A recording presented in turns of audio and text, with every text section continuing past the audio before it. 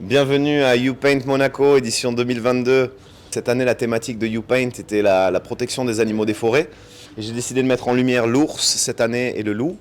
À savoir que donc, ce sont les animaux des forêts que j'ai voulu défendre. Et en même temps, j'aime toujours cacher des petits messages dans mes œuvres. À savoir que l'ours est aussi identifié à l'ours de ce qu'on appelle le bear market. Avec tous les stock markets, etc. C'est un petit peu la représentation quand les marchés financiers s'effondrent. Et l'idée, c'est pour ça que j'ai voulu donc mettre la fragilité, puisque le marché financier est aussi fragile peut-être que les ours.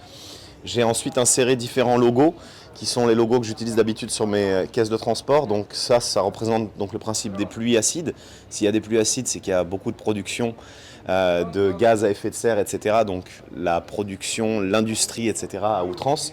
La fragilité, donc avec ce morceau de verre donc, qui se casse, pour parler aussi bien de la fragilité de cette nature et de la fragilité du marché.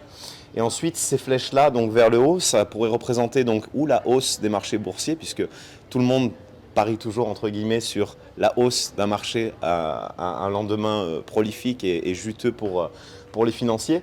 Et en même temps, ça signifie que quand on transporte une caisse de transport, elle doit être transportée toujours dans ce sens-là. À savoir que si on avait eu l'ours qui était transporté dans l'autre sens, ça aurait signifié qu'il avait disparu. Donc l'idée, c'est continuons de transporter les ours dans ce sens-là, continuons d'être focus sur la nature et surtout soyons attentifs à tous ces principes de finance. À savoir que quand vous vous mettez entre ces deux œuvres, vous êtes bloqué entre l'ours des stock market et du bear market et le loup de Wall Street.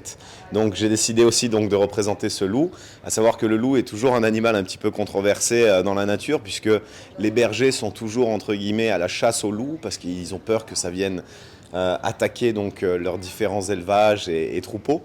Et en même temps, le loup, c'est un animal un petit peu représentatif de mille et une choses. Le loup de Wall Street, on s'en rappelle tous. Donc l'idée, c'était de représenter cette symbolique-là, d'être bloqué entre ours et loup, et de penser surtout à la protection de la planète.